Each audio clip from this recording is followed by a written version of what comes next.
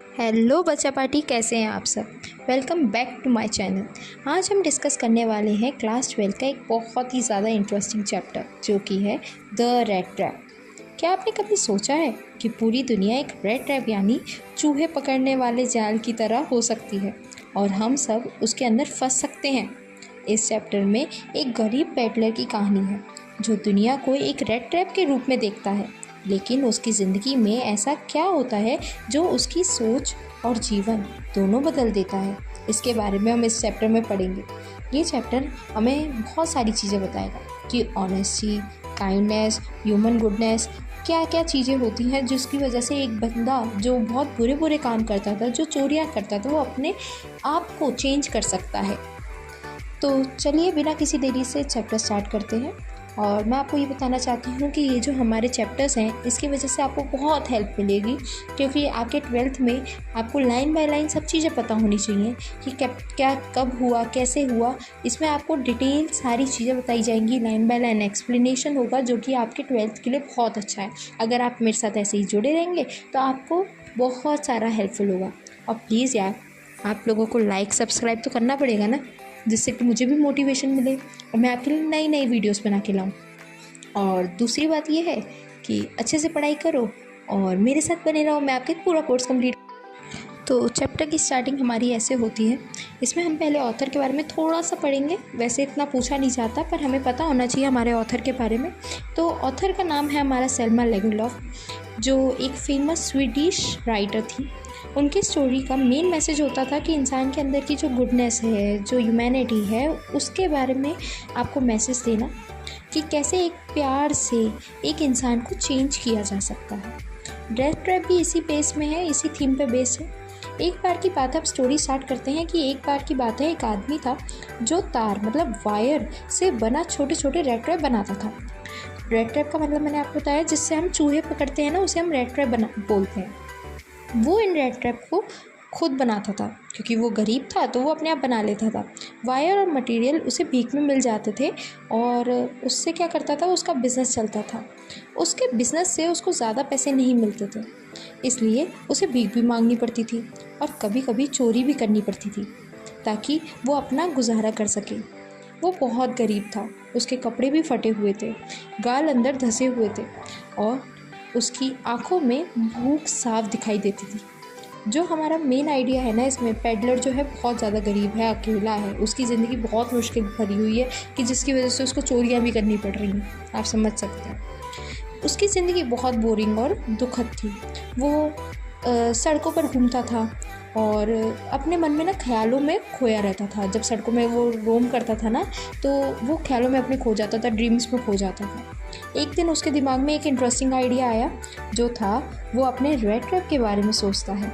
और अचानक उसने सोचा कि पूरी दुनिया एक बड़े रैट ट्रैप की तरह ही तो है। इसमें एक रैट ट्रैप की फ़िलॉसफी बताई गई है। जैसे रैट ट्रैप में चीज़ या फूड रखकर चूहे को फंसाया जाता है। आपने भी देखा होगा अपने घर में कि आपकी जो मम्मी है, जब चूहे आ जाते हैं घर में तो मम्मी क्या करती हैं, रैट ट्रैप लाती हैं और उसमें या तो हमारे इंडियंस में तो चीज़ नहीं रखा जाता, रोटी रखा जाता है, रोटी पे घी लगा दिया जाता है, बटर लगा दिया जाता है कि जो रैट्स हैं उनको स्मेल आए and they will attract towards the roti chapati, और फिर वो अंदर घुस जाते हैं और रैट ट्रैप बंद हो जाता है। तो वैसे ही उसने कहा। तो उसने बोला कि हमारे यहाँ पर हमारे पेडलर हैं वो चीज़ के बारे में सोचते हैं, वैसे ही दुनिया लोगों को, वैसे ही जो अब सोचता है कि जो हमारे इंसान लोग हैं वो भी तो एक रैट ट्रैप में फंस जाते हैं, फूड के लिए, पैसे के लिए, कंफर्ट के लिए, लालच के लिए, सुख के लिए, है ना। और वो देखता है कि अपने जाल में फंसा लेता है। जब हम अट्रैक्ट होते हैं इन सब चीज़ों में, तो हम भी क्या होते हैं, रैट ट्रैप में फंस जाते हैं। पेडलर को लगता है कि दुनिया एक रैट ट्रैप है और लोग उसमें अपनी लालच, अपनी ग्रीड के कारण फंस जाते हैं। So moving to our next page. तो अब पेडलर जो था ना, वो सोचता था कि पूरी दुनिया एक बड़ा चूहेदानी है। इस दुनिया में हर जगह लोग फंस जाते हैं। उसके हिसाब से दुनिया का सिर्फ एक ही काम है, लोगों के लिए लालच रखना और उन्हें फंसाना।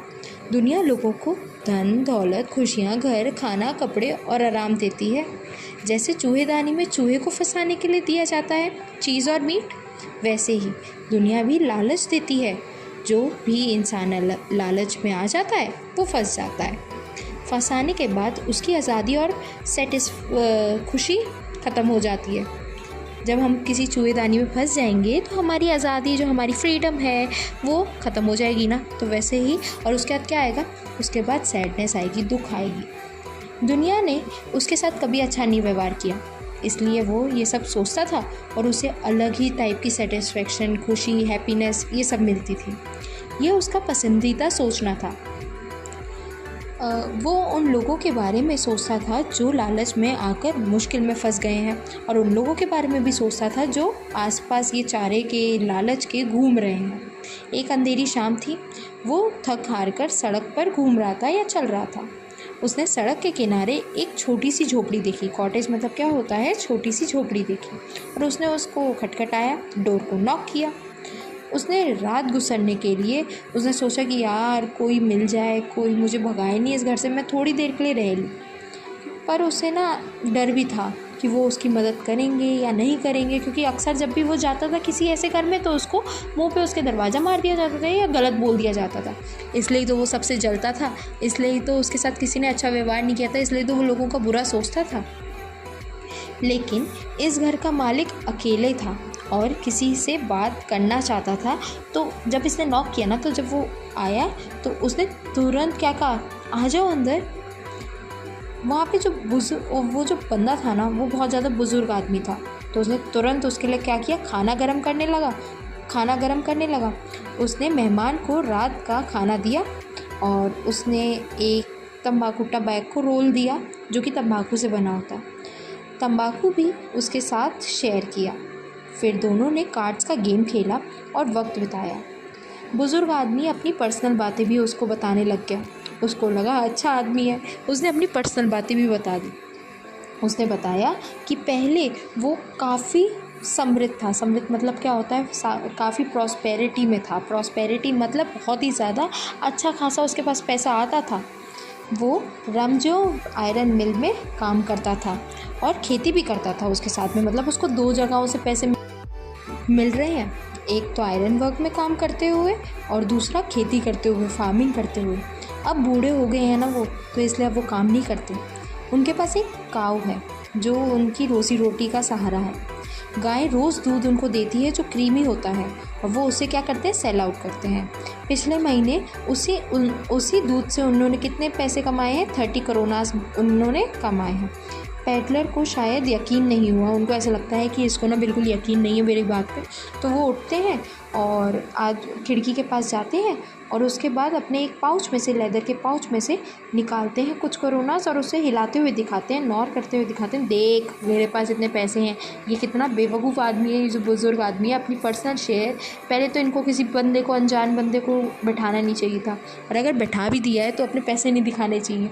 अब आके देखना इसके पैसों के साथ होगा क्या। उसको नॉट करके दिखाते हैं, देखो हिलाते हुए पैसे, देखो क्या है मेरे पास। तो भाई साहब जी ने हमारे पैसे हिला के दिखाए और उसे वापस पाउच में रख लिए। अगले दिन दोनों आदमी सुबह उठते हैं, जल्दी उठ जाते हैं। क्रॉफ्टर को अपनी गाय का दूध निकालना होता है, और आपने भी देखा होगा गायों का दूध सुबह सुबह निकलता है, तो उसको अपनी गाय का दूध निकालना होता है। तो पैडलर ने भी सोचा कि जब घर का मालिक उठ गया है तो उसे भी बिस्तर में से उठ जाना चाहिए। दोनों एक ही समय पे घर से बाहर निकले। क्रॉफ्टर ने दरवाज़ा बंद किया और चाबी अपने जेब में रख ली। रेड क्रेप बेचने वाले ने अलविदा कहा, बाय बाय कहा और मेहमान नवाजी के लिए थैंक यू बोल के निकल लिया। फिर दोनों अपने अपने रास्ते चले गए। लेकिन आधे घंटे बाद पैडलर फिर से उस घर के पास फिर से आ गया। इस बार उसने घर के अंदर जाने की कोशिश नहीं की। वो खिड़की के पास गया और शीशे का एक टुकड़ा तोड़ दिया। उसने हाथ अंदर डाला और 30 करोड़ों वाले पाउच को निकाल लिया। उसने पैसे निकाले और अपनी जेब में रख लिए। फिर उसने खाली पाउच को ध्यान से वापस उसी जगह पे लटका दिया। अब हमारे जो क्रॉफ्टर जी हैं, उन्होंने बड़े प्यार से दिखाए थे ना, इसलिए किसी पे हमें अंधा विश्वास नहीं करना चाहिए और अपनी पर्सनल चीज़ें तो नहीं बतानी चाहिए। पैसे लेकर हमारे वो चलते हुए वो अपनी चालाकी पर बहुत खुश हो रहा होता है कि यार आज देख कितनी चालाकी वाला काम करके आया हूँ मैं। उसे पता था कि अब वो मेन रोड से नहीं जा सकता क्योंकि वहाँ पर हो सकता है पुलिस खड़ी हो, इसलिए वो जंगल के रास्ते से चला गया। शुरू के कुछ घंटों तक तो वो कोई परेशानी नहीं हुई, बहुत खुश घूमता है, लेकिन बाद में मुश्किल बढ़ गई क्योंकि जंगल बहुत घना था और वो वहाँ पे जाके खो गया। उसने एक निश्चित दिशा में चलने की कोशिश की, लेकिन रास्ते में टेढ़े मेढ़े होने के चक्कर में जहाँ से वो आता था वहीं पे फिर से आ जाता था। वो लगातार चलता रहा और जंगल ख़त्म नहीं हुआ। आखिर में उसे समझ आ गया कि वो बार बार एक ही जगह घूम रहा है। अचानक उसे अपना वो विचार याद आ गया जो उसने सोचता था ना कि ये दुनिया एक रेड ट्रैप है, इसमें सब फंस जाएंगे just because of some bread और सम चीज़। तो वो इसको याद आ गया कि मैं भी ब्रेड के चक्कर में, लालच के चक्कर में यहाँ पे फंस चुका हूँ। जंगल के पेड़, शाखाएं, जो हमारी झाड़ियाँ थी, जो घिरे हुए चारों ओर तरफ हमारी जो झाड़ियाँ वाड़ियाँ थी उसको क्या करने लग गए, डराने लग गए।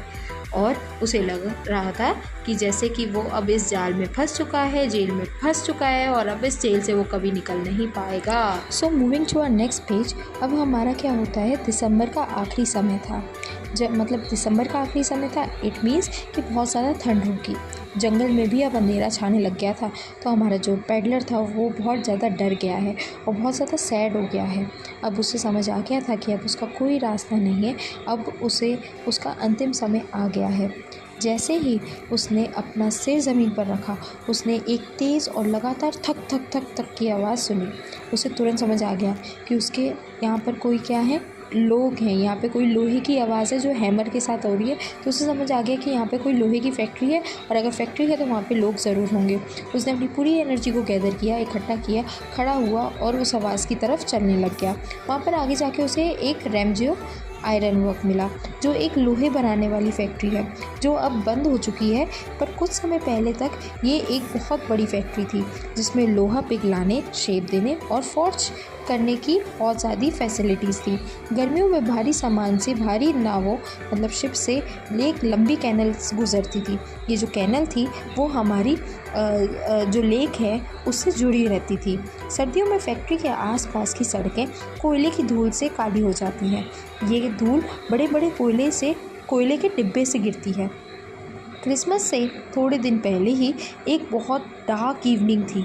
ये जिस शाम की बात हो रही है ना वो बहुत ज़्यादा डार्क थी। यहाँ पर हमारे दो लोगों का जिक्र हुआ है यहाँ पे। एक तो हुआ है हमारे लोहार का जो कि मास्टर स्मिथ है, और उनके एक एप्रेंटाइज का जो हेल्पर है।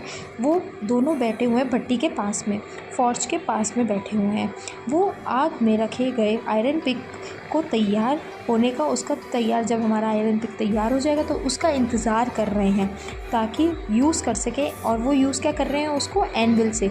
एनविल क्या होता है, लोहा जिससे पीटा जाता है ना, जिस पे पीटा जाता है वो पत्थर होता है एनविल, लोहे पीटने वाला पत्थर पर रखा, वो जो एनविल है ना उस पे रखा हुआ है।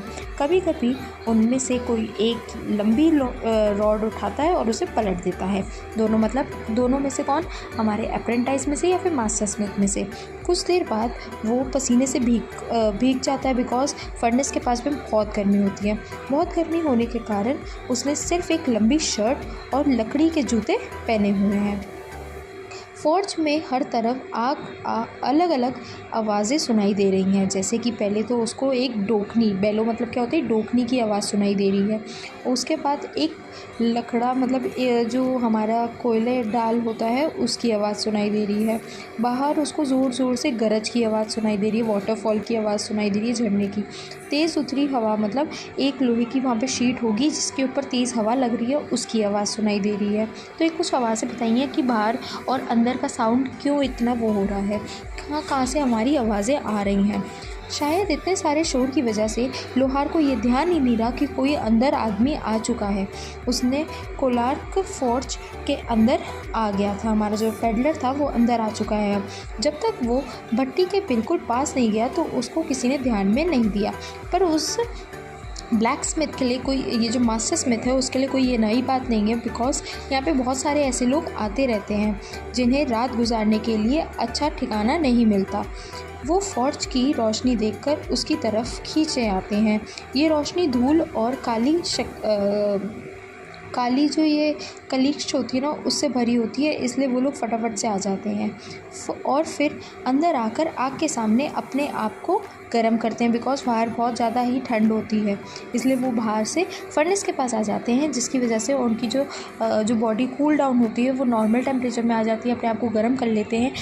तो हमारा अब आगे देखते हैं कि क्या होता है। बहुत इंटरेस्टिंग स्टोरी है, तो आपको मेरे साथ बने रहना है क्योंकि ये लंबी भी बहुत जाएगी, तो इसलिए आप हमें, और अगर आप कोई भी वर्ड में किसी भी सेंटेंस में कोई भी दिक्कत होती है तो आप मेरे को मैसेज कर सकते हैं, कमेंट कर सकते हैं और मैं आपका तुरंत रिप्लाई दे दूँगी।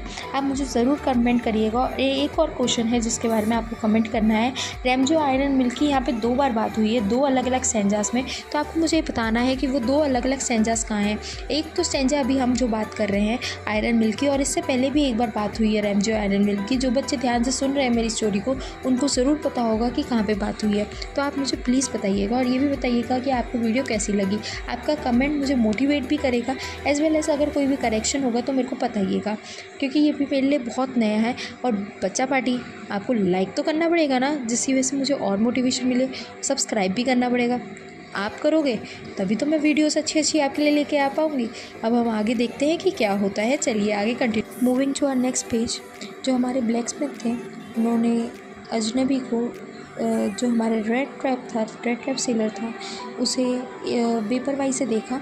वो बिल्कुल वैसा ही लग रहा था जैसे और लोग, जैसे कि जो लोग आते थे उसके यहाँ वैसे लगते थे। लंबी दाढ़ी, गंदे और फटे पुराने कपड़े और उसके सीने पर जो रेड ट्रैप टंगे हुए थे। उसने रात वहीं रुकने की इजाज़त मांगी। मास्टर ब्लैकस्मिथ ने घमंड से सिर हिलाया और इजाज़त दे दी, लेकिन उसने एक शब्द भी नहीं बोला। जो हमारा रेड ट्रैप था, यहाँ पे ट्रैम्प की बात हुई है तो ट्रैम्प कौन है? रेड ट्रैप, भिखारी जैसा आदमी जो हमारा रेड ट्रैप है, उसने भी कुछ भी नहीं कहा। वो वहाँ बातें करने थोड़ी ना गया था, बल्कि आग के पास गर्म होने और सोने के लिए आया था। उन दिनों रेमजो आयरन मिल एक बहुत मशहूर और अमीर आयरन मास्टर की थी। उसका सबसे बड़ा लक्ष्य ये था कि बाज़ार में बेस्ट क्वालिटी के आयरन बेचे जाएं। वो दिन रात काम पर नज़र रखता था ताकि सब कुछ बेहतरीन तरीके से हो सके। इसी समय वो अपनी रात को इंस्पेक्शन के लिए आया। सबसे पहले उसकी नज़र लंबे फटे पुराने कपड़ों पहने हुए एक आदमी पे गई। वो फर्नेस के पास इतना पास में लेटा हुआ था जिससे कि उसके कपड़े जो गीले हो चुके थे उसमें से भाप निकल रही थी। आयरन मास्टर ने ब्लैकस्मिथ की तरह उस आदमी को इग्नोर नहीं किया। वो उसके पास गया और उसे बहुत ध्यान से देखने लगा। फिर उसने उसकी ढीली टोपी को हटा दिया। आयरन मास्टर बोला, अरे तुम तो नील ऑफ हो ना, तुम्हारी ये क्या हालत हो गई है? रेड ट्रैप बेचने वाले पहले उसे कभी नहीं देखा था। उसे आयरन मास्टर का नाम तक नहीं पता था, लेकिन उसने सोचा कि अगर ये मुझे अमीर आदमी समझ रहा है तो इससे हो सकता है कि ये मुझे कुछ कोरोना दे दे। इसलिए उसने उसे सच बताना सही नहीं समझा उस समय। रेड ट्रैप सेलर बोला, हाँ भगवान जानता है कि मैंने कितने बुरे दिन देखे हैं। आयरन मास्टर बोला, तुम्हें आर्मी रेजिमेंट से रिज़ाइन नहीं देना चाहिए था, तुम्हें उसे छोड़ना नहीं चाहिए था। मैं अगर वहाँ पे होता तो तुम्हारे को कभी भी वो छोड़ने नहीं देता। अब तो तुम मेरे साथ घर चलोगे। जैसे कि मेरी जो हवेली है उसमें मेरा जो घर है, मैनर हाउस यहाँ पे क्या है, उसकी हवेली जो उसका घर है, मैं जाकर वहाँ पे जाकर तुम्हें एक मालिक का दोस्त बन के रहना है। तो फिर लेकिन ये बात ट्रैम्प को बिल्कुल पसंद नहीं है। अब आपको देखना है कि हमारा जो ये रेड ट्रैपर है उसे इतनी अच्छी बात क्यों नहीं पसंद आई। सोचो, क्योंकि अगर वो उसके घर गया तो उसको उसकी सच्चाई पता चल जाएगी, इसलिए उसे ये वाली बात पसंद नहीं आई। वो बिल्कुल नहीं जाना चाहता उसके घर। आगे देखते हैं क्या होता है। Let's move to our next page. Peddler ने घबरा कर कहा, नहीं, मैंने इस बारे में नहीं सोचा था। वो काफ़ी डरा हुआ था और परेशान लग रहा था। उसके दिमाग में तुरंत 30 करोनास आ गए कि जो उसने चुराए थे, है ना। उसे लगा कि मैनर हाउस जाने ऐसा होगा जैसे खुद अपनी मर्ज़ी से शेर की गुफा में चले जाना, यानी खुद को खतरे में डाल देना। वो सिर्फ फॉर्ज में रात बिताने आया था और वहाँ से वो चुपचाप निकल जाता। पर क्या हुआ, आयरन मास्टर ने सोचा कि पेडलर अपने फटे पुराने और गंदे कपड़ों की वजह से नहीं आ रहा, शर्मा रहा है वो, इसलिए उसने उसको थोड़ा सा फोर्स किया। आयरन मास्टर ने कहा, ऐसा मत सोचो कि मेरे घर इतना बड़ा है और शानदार है, इतना सुंदर है कि तुम वहाँ पे नहीं आ सकते। उसने कहा, एलिज़ाबेथ मर चुकी है, जो उसकी वाइफ थी एलिज़ाबेथ, वो मर चुकी है, जैसे कि तुमने सुना होगा। मेरा बेटा विदेश में रहता है और मैं सिर्फ अपनी एक बेटी के साथ रहता हूँ। हम अभी बात कर ही रहे थे कि क्रिसमस पर हमारे पास कोई मेहमान नहीं होगा, गेस्ट नहीं होगा, जो हमें बहुत बुरा लग रहा था। अब मेरे साथ चलो और क्रिसमस में मेरा खाना ख़त्म करवाने का मदद कराओ। ये क्या कर रहा है यहाँ पर, ये यहाँ पर क्या कर रहा है, उसको फोर्स कर रहा है कि तुम मेरे साथ मेरे घर चलो। लेकिन अजनबी बार बार, जो हमारा स्ट्रेंजर है, जो हमारा अजनबी कौन है ये आप मुझे कमेंट सेक्शन में बताएंगे। अजनबी जो था, हमारा स्ट्रेंजर जो था, वो बार बार मना कर रहा था कि नहीं मैं नहीं जा सकता। फिर हमारे जो कैप्टन, वो कहते हैं कि आयरन मास्टर कहते हैं मजाक में ब्लैक स्मिथ से कि लगता है कि ये कैप्टन वॉन स्टेल कौन है? कैप्टन वॉन स्टेल हमारे नील ऑफ ही है। कैप्टन वॉन स्टेल आज रात तुम्हारे साथ ही रहना पसंद करेंगे। ये कहकर वो ब्लैक स्मिथ से बात करता हुआ वापस मुड़ गया। अब क्या हुआ, अब क्या होता है, जाते वक्त आयरन मास्टर खुद ही मुस्कुरा रहा था। तो हमारा जो ब्लैक स्मिथ उसे अच्छी तरह जानता था, इसलिए वो समझ गया कि आयरन मास्टर अभी पूरी तरह से हार नहीं माने हैं। आधे घंटे में उस फॉर्ज में एक गाड़ी रुकती है, गाड़ी के पहियों की आवाज़ सुनाई देती है। एक नया मेहमान अंदर आया, लेकिन इस बार वो आयरन मास्टर नहीं था। आयरन मास्टर ने अपनी बेटी को भेजा था, क्योंकि उसे लगता था कि उसकी बेटी उसको ज़्यादा अच्छे से मना लेगी। वो अंदर आई और उसके पीछे एक नौकर था जो अपने हाथ पर एक बड़ा फर कोट लेकर चल रहा था। वो बहुत सुंदर नहीं थी, वो इतनी ब्यूटीफुल नहीं थी, लेकिन बहुत विनम्र, मतलब बहुत ही ज़्यादा मॉडेस्ट, बहुत ही ज़्यादा शाय शर्मीली टाइप की लड़की थी। फौज में सब कुछ वैसे ही था जैसे शाम को पहले होता था। मास्टर ब्लैक स्मिथ और उसका अप्रेंटाइज अब भी अपनी बेंच पर ही बैठे हुए थे। अप्रेंटाइज का मतलब मैंने आपको बताया, जो हेल्पर था। भट्टी में लोहा और कोयला अब भी चमक रहा था और जल रहा था।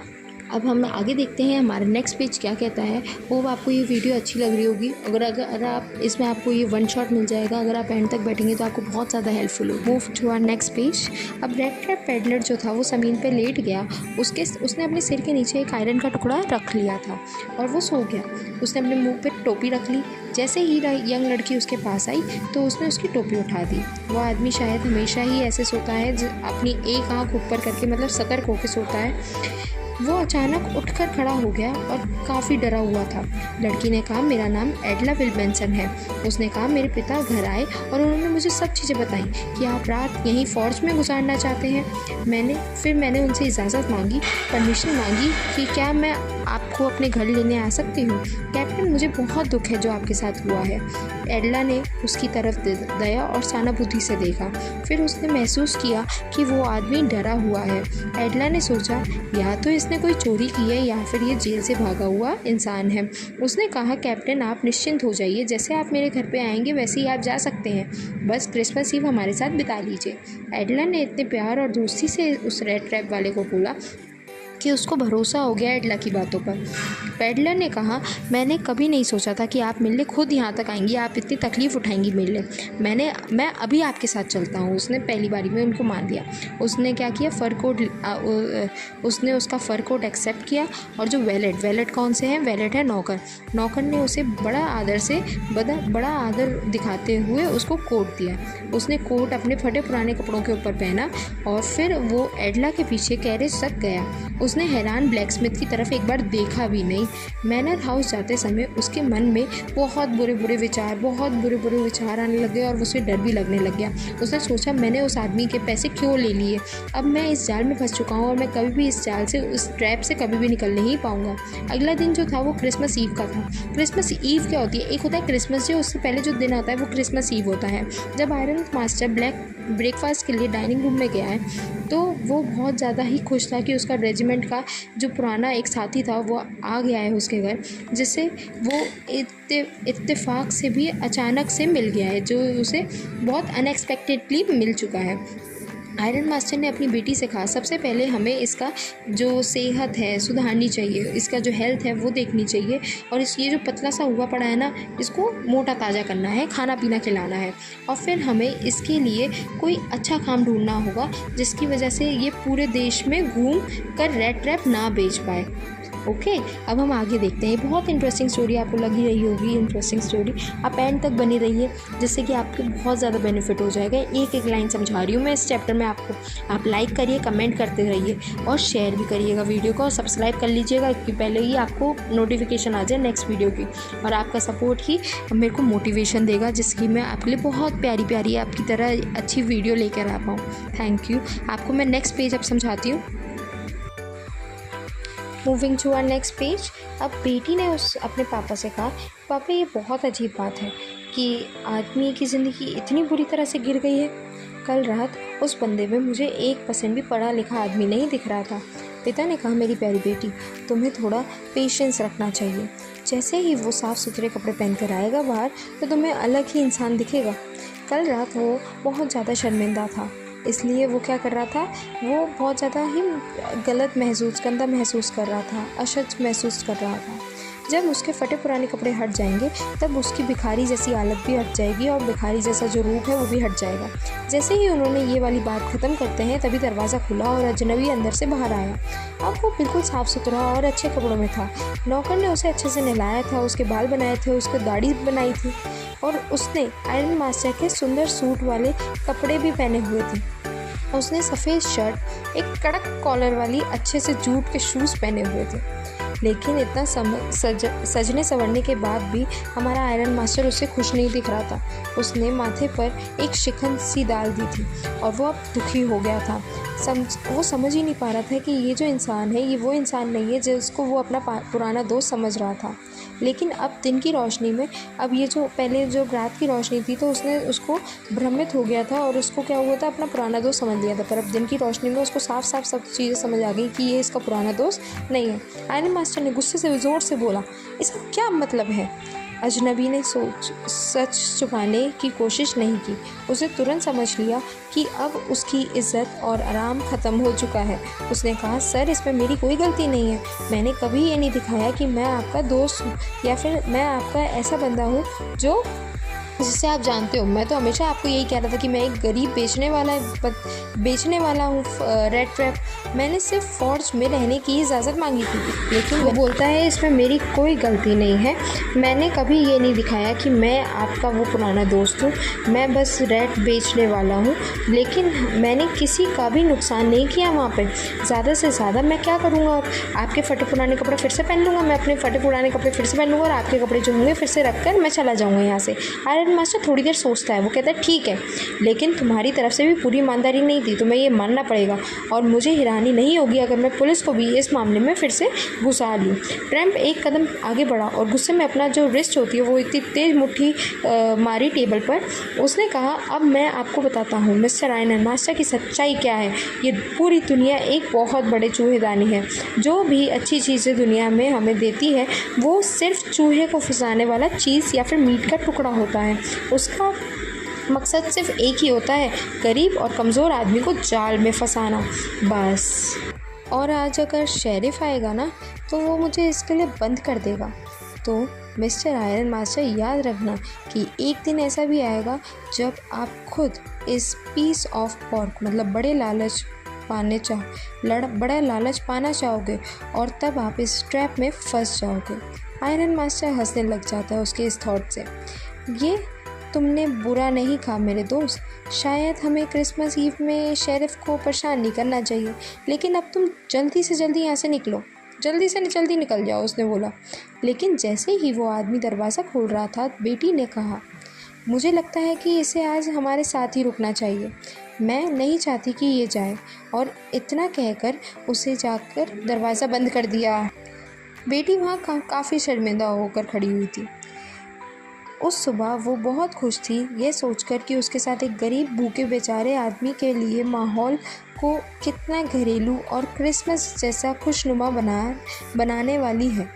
वो एकदम से इस ख्याल को छोड़ नहीं पा रही थी और इसलिए उसने उस वेगाबॉन्ड मतलब जो अजनबी था उसकी तरफदारी करनी स्टार्ट कर दी। मैं यहाँ इस अजनबी के बारे में सोच रही हूँ, उस लड़की ने कहा। ये साल भर बस चलता रहता है और शायद पूरे देश में एक भी ऐसी जगह नहीं है जहाँ पर इसका स्वागत किया जाए और इसे बहुत सेफ महसूस हो। ये जहाँ भी जाता होगा वहाँ से इसे भगा दिया जाता होगा, या फिर इसको पूछताछ का डर रहता होगा, या फिर इसे पुलिस का डर रहता होगा। मैं चाहती हूँ कि ये हमारे साथ यहाँ सुकून का एक दिन बिताए, पूरे साल में सिर्फ एक दिन। आयरन मास्टर अपनी दाढ़ी को गुदगुदाता हुआ बोलता है। वो उसे मना नहीं कर पा रहा था, अपनी बेटी को मदद करने की हिम्मत नहीं जुटा पा रहा था। बेशक ये सब एक गलती थी, उसने आगे कहा, लेकिन फिर भी मुझे नहीं लगता कि इसे ऐसे जाना चाहिए। हम इसे खुद बुला कर लेकर आए थे। तुम तो एक, अब उसके पापा कहते हैं कि तुम तो एक पादरी मतलब प्रीस्ट की तरह बात कर रही हो, प्रीस्ट से भी ज़्यादा उपदेश देती हो। आयरन मास्टर ने कहा, मैं बस उम्मीद करता हूँ कि तुम्हें पछताना ना पड़े। लड़की ने एक अजनबी का हाथ पकड़ा और उसे टेबल तक ले गए। अब बैठो और खाना खाओ, लड़की ने कहा, क्योंकि वो देख सकती थी कि उसके पिता हार चुके हैं। चूहेदानी वाले उस आदमी ने भी एक शब्द नहीं कहा और बैठा और आराम से खाना खाना स्टार्ट कर दिया। उसके बाद रेमजियो में क्रिसमस ईव वैसे ही बिताई गई जैसे हमेशा बिताई जाती है। स्ट्रेंजर ने कोई परेशानी खड़ी नहीं करी, क्योंकि वो बस सोता ही रहा। पूरी दोपहर वो गेस्ट रूम के सोफे पर लेटा रहा और एक बार में ही गहरी नींद में चला जाता था। दोपहर में भी उन्होंने उसे जगाया ताकि वो क्रिसमस का अच्छा खाना खा सके, लेकिन उसके बाद वो फिर जाके सो गया। शाम को जब क्रिसमस लाइट जलाई गई तब उन्होंने उसे फिर जगाया और वो थोड़ी देर ड्राइंग रूम में खड़ा रहा और अपनी आंखों को झोंकता रहा, मतलब अपनी आंखों को उसको बड़ी अच्छे से ब्लिंक करता रहा, क्योंकि उसको ऐसा लग रहा था कि जैसे कि मोमबत्ती जो कैंडल है वो उसकी आंखों में चुभ रही है। लेकिन उसके बाद वो फिर से गायब हो गया, मतलब गायब हो गया इट मीन्स फिर से सोने चला गया। जैसे ही सब खाने की टेबल से उठे वो हर एक आदमी के पास गया और उसको थैंक यू बोलने लगा। लेकिन जब वो एडला के पास गया तो एडला ने उसे बताया कि वो जो सूट था ना जो उसने पहना था वो रख सकता है, उसके पापा की तरफ से वो उसका लिए क्रिसमस गिफ्ट है, और अगर वो अगले साल भी ऐसे ही शांति से सोना चाहता है, आराम करना चाहता है, तो उसको फिर से आने का वहाँ पर स्वागत है, वो वेलकम करेंगे उसको फिर से। रेड ट्रैप बेचने वाला आदमी उस लड़की को कुछ नहीं बोलता, वो बस हैरानी से देखता रहता है। अगली सुबह आयरन मास्टर और उसकी बेटी जल्दी उठ गई ताकि वो क्रिसमस की सुबह वाली प्रेयर भी कर सके और जाके सर्विस भी कर सके।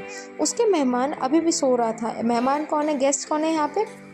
हमारा पैडलर अभी भी सो रहा था और उन्होंने उसे डिस्टर्ब नहीं किया, वो अपनी सर्विस के लिए निकल गए।